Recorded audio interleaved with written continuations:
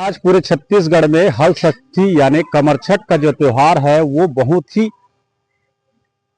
हर्षोल्लास के साथ मनाया जा रहा है। और जो भगवान बलराम यानी श्री कृष्ण जी के बड़े भाई, उनके प्रति ये पूजा जो है वो समर्पित है। और यहाँ छत्तीसगढ़ की बात करूं तो गरियाबंद जिले के ब्लॉक मुख्यालय में जो सुहागिनें हैं वो अपने संतानों के दीर्घायु के लिए जो ये हल षष्ठी का जो व्रत है वो किया जाता है। तो हम अभी पहुंचे हैं वन विभाग के कॉलोनी में, और मैं हूं राधे पटेल, आप देख रहे हैं न्यूज वेब छत्तीसगढ़ी चैनल। उस बीच बता दूं कि यहाँ की जो सुहागिनें हैं, महिलाएं हैं, वो भारी संख्या में यहाँ दुर्गा मंदिर के प्रांगण में जो है हल षष्ठी का जो पूजा है बड़ी श्रद्धा से समर्पित होकर भगवान बलराम जी का जो श्री कृष्ण जी हैं, उनके बड़े भाई हैं, उनको ये पूजा जो है वो समर्पित किया जा रहा है। और आप देख रहे हैं जिस तरह से यहाँ के पलाश के फूल हैं, परसा के फूल है, और ये जो कहा जाए कि तरह तरह की जो वहाँ की वनस्पति है वो लगाया गया है, और यहाँ गड्ढे भी खोदे गए हैं। और साथ ही यहाँ बड़ी श्रद्धा से यहाँ की जो सुहागिनी महिलाएं हैं वो पूजा कर रहे हैं। और इस पूजा की खास बात यह है कि जो है सुहागिनें जो है महिलाएं, वो अपनी संतान की दीर्घायु के लिए ये जो हल षष्ठी और कमरछठ का जो पूजा है वो किया जाता है। अब इस तरह से जो ये गड्ढे खोदे गए हैं वहां की पूजा अर्चना करके वहां जल चढ़ाया जाता है। और इस पूजा में सबसे महत्वपूर्ण ये हो जाता है कि इस पूजा का जो विधि विधान है वो हम अभी पंडित योगेश महाराज से जानेंगे। साथ ही ये बता दूं कि इसकी जो तैयारी है जो महिलाएं हैं वो सुबह से ही करती हैं। और यहाँ पर जो भैंस का जो दूध है और दही है और घी है उसका उपयोग किया जाता है। और साथ ही महुए का फूल है और मक्का है और जो धान का जो लाई है उसका उपयोग किया जाता है। और 6 प्रकार के जो वो है पूजा जो है वो किया जाता है। साथ ही पसेर चावल छत्तीसगढ़ में प्रसिद्ध है। जो पसेर चावल का शाम को इनके द्वारा भोग लगाया जाएगा और इनका जो उपवास है वो तोड़ा जाएगा। तो ऐसे करके बता दूं जो महत्वपूर्ण जो त्योहार है हल षष्ठी कमरछठ का जो त्योहार है छत्तीसगढ़ के साथ ब्लॉक मुख्यालय में भी मनाया जा रहा है, जहां महिलाएं जो हैं अपनी संतान की दीर्घायु के लिए लगातार पूजा पाठ कर रही हैं। तो हम जानेंगे यहाँ की कुछ सुहागिन महिलाएं हैं, उनसे जानेंगे कि पूजा किस प्रकार किया जाता है और कैसे तैयारी किया जाता है। तो पहले हल षष्ठी का कमरछठ का त्योहार की बहुत बहुत शुभकामनाएं। आज मैं पहुंचा हुआ हूं आपके प्रांगण में, वन विभाग प्रांगण के दुर्गा मंदिर में, जहां पूजा कर रही हैं। इसका क्या महत्व है उसके बारे में बताएंगे। ये अपने संतान की दीर्घायु के लिए करते हैं। इसकी तैयारी कब कैसे किया जाता है और कब से करते हैं। इसकी तैयारी तो अगले दिन से चालू हो जाता है।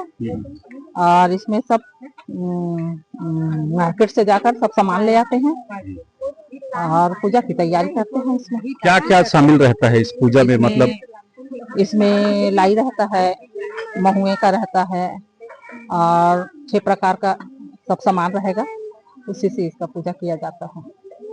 और पसेर चावल उसका पूरे छत्तीसगढ़ में हल षष्ठी का त्योहार हर्षोल्लास से मनाया जा रहा है। उस बीच में वन विभाग के प्रांगण में मौजूद हूँ, आप लोग भी पूजा कर रहे हैं।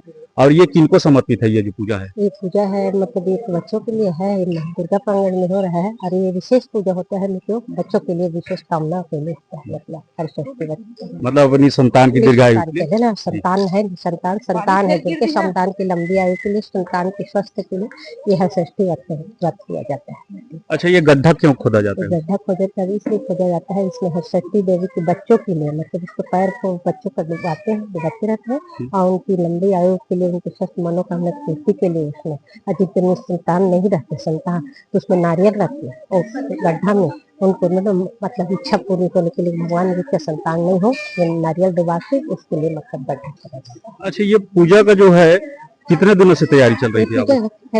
चलते तो रहता है, भादे लग जाता है तब से मतलब भादे पड़ते, लेकिन 2 दिन पहले इसका मतलब तैयारी चालू कर देते हैं। मतलब सामान लगेगा।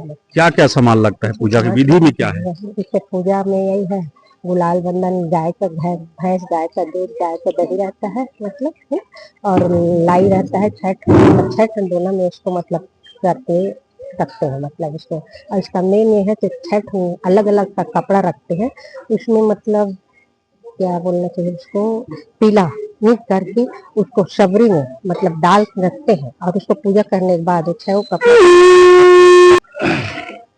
तो महाराज जी, एक दो चीज जानना चाहूंगा अपने चैनल के माध्यम से लोगों को बताना चाहूंगा।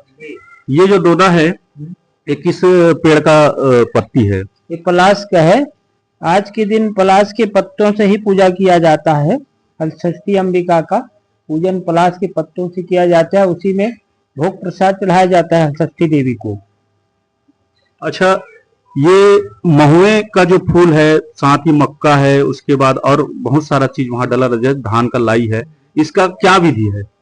तो क्या है कि ये इस व्रत का विधान है कि जो हल में बिना हल का उत्पन्न हुआ है सामग्री, उस सामग्री को चढ़ाया जाता है। और पसहर चावल जो माताएं खाती हैं, बिना हल चले भूमि से उत्पन्न होता है अन्न, उसको आज ग्रहण करने का नियम है। और द्वापर युग में भगवान कृष्ण ने युधिष्ठिर से इस व्रत के विषय में बताया था और माता देवकी ने इस व्रत को किया था भाद्र कृष्ण पक्ष की छठ तिथि को, जिसे उसके उपरांत भाद्र कृष्ण पक्ष की अष्टमी को भगवान श्री कृष्ण का जन्म हुआ था, जिसे हम कृष्ण जन्मोत्सव के रूप में मनाते हैं। और द्वापर युग से ही इस व्रत का विधान प्रारंभ है और जिसको माता देवकी ने किया और भगवान कृष्ण को पुत्र रूप में प्राप्त किया। अच्छा, ये जो पूजा है किनको समर्पित है? ये हलषष्ठी देवी को समर्पित है और भगवान बलदाऊ जी का आज जन्मोत्सव भी कहा जाता है।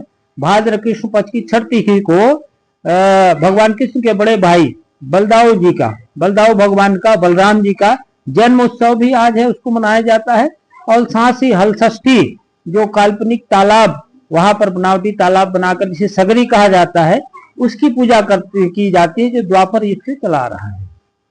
तो ये थे वन विभाग के दुर्गा मंदिर के जो योगेश शर्मा जी हैं, जो यहाँ पर विधि का, जो यहाँ का हलषष्ठी का जो विधि विधान है, जिस तरह से इनका पूजा किया जाता है, जिनको ये पूजा समर्पित है, उनके बारे में हम जाने।